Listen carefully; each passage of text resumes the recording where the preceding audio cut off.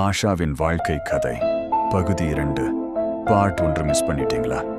என்னோட சேனல்ல இருக்கு, போய் பாருங்க. அந்த வாழ்க்கையில் நாங்கள் இருவரும் சேர்ந்து உருவாக்கிய நினைவுகள் இப்போ என் மூச்சாகவே மாறி இருக்கு.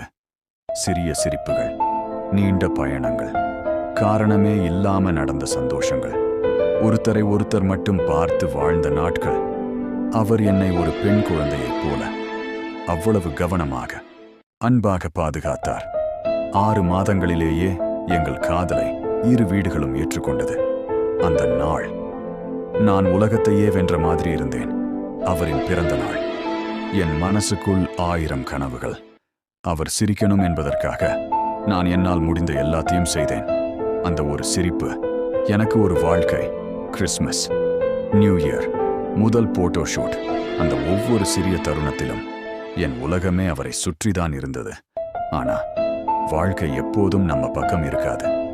ஒரு சிறிய மிஸ் அண்டர்ஸ்டாண்டிங், அவரின் தங்கைக்கும் எனக்கும் நடந்த அந்த ஒரு விஷயம் மெதுவாக ஈகோவா மாறி எங்களை பிரிக்கணும் என்ற எண்ணமாக மாறிச்சு. அதுக்காக என் கடந்த காலத்தில் நடந்த ஒரு விஷயத்தை மீண்டும் எடுத்தாங்க. என் எக்ஸ் பாய் ஃப்ரெண்டை இன்கவல்வ் பண்ணி என் வாழ்க்கையையே கெடுக்கிற மாதிரி தவறான படிமத்தை உருவாக்கினாங்க. அந்த ஒரு நிமிஷம் நான் பேசினாலும் கேட்க யாரும் இல்லை.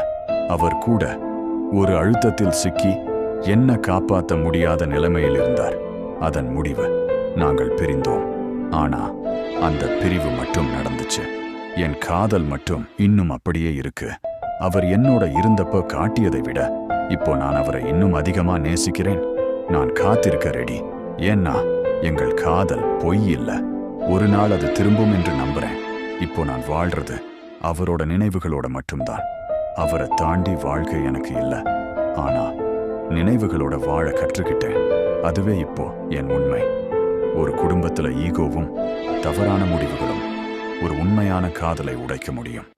ஆனா அந்த வலியை அனுபவிக்கிறது 2 இதயங்கள் தான்.